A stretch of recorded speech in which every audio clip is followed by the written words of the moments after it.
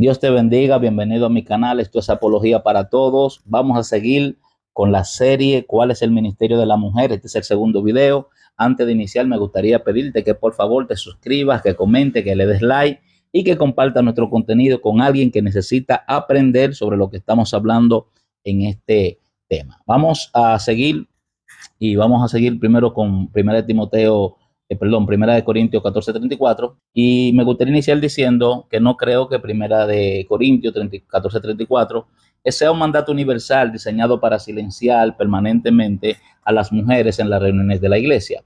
Tampoco creo que la intención de Primera de Timoteo 2:12 fuera prohibir que toda mujer enseñe a ningún hombre para siempre. Los contentos circundantes de estos versos son la razón principal de mis creencias, pero otro factor es una palabra particular que se encuentra en ambos versos, la palabra epitrepo.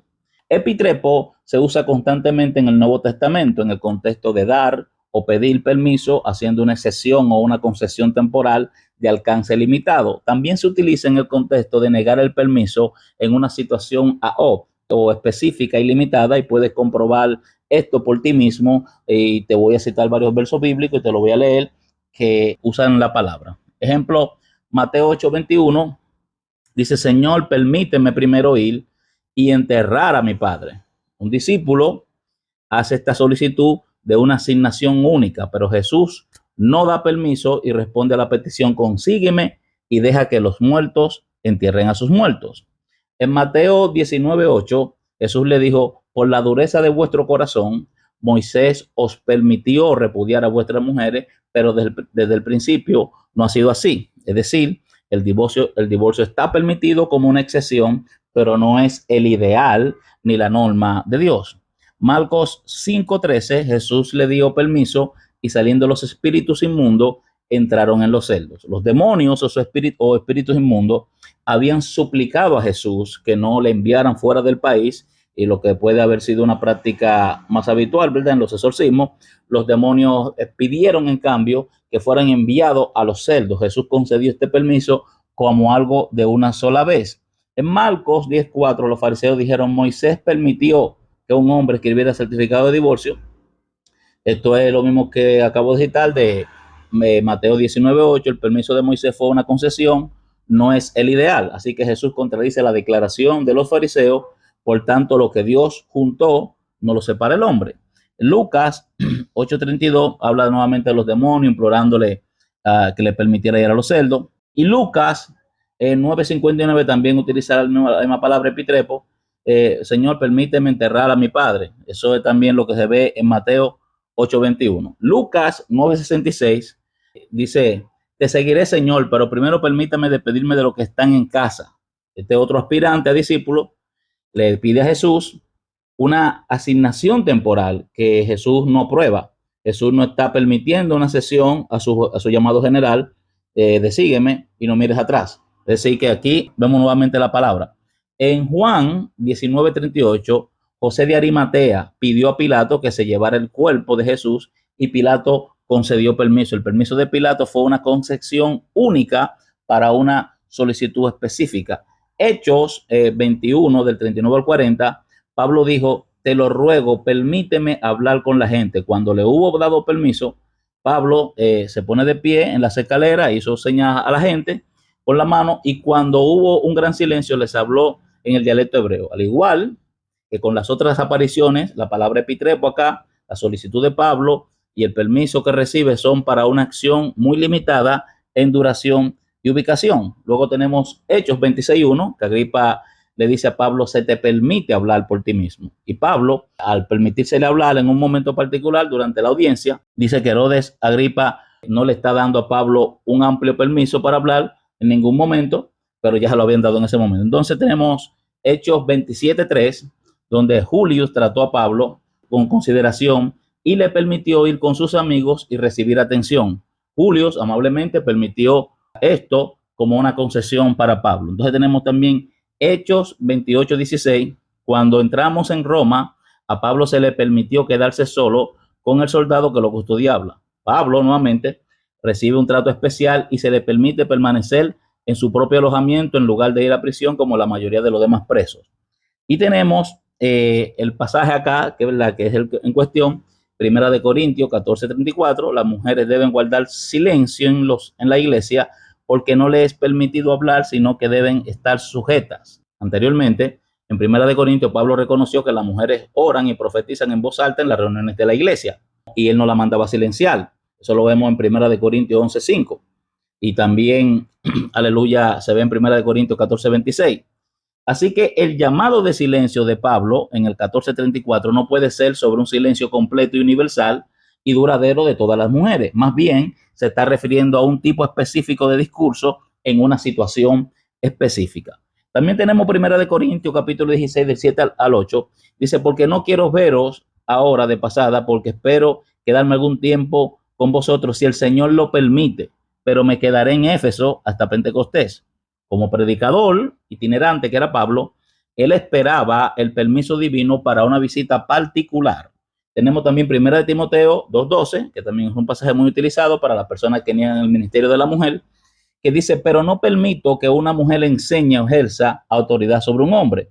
Con las otras apariciones de la palabra epitrepo como guía de su significado, la falta de permiso de Pablo, en este caso, está relacionada con una situación limitada y específica, más que con una situación universal. Este versículo no debe ser usado para revocar o anular la enseñanza previa de Pablo sobre el ministerio, la cual da sin distinción de género. Tenemos también Hebreos 6:3, y esto haremos si Dios lo permite. En Hebreos 6 aprendemos de algunas creencias inmaduras que eran un tanto exclusivas de los destinatarios de la carta de Hebreos.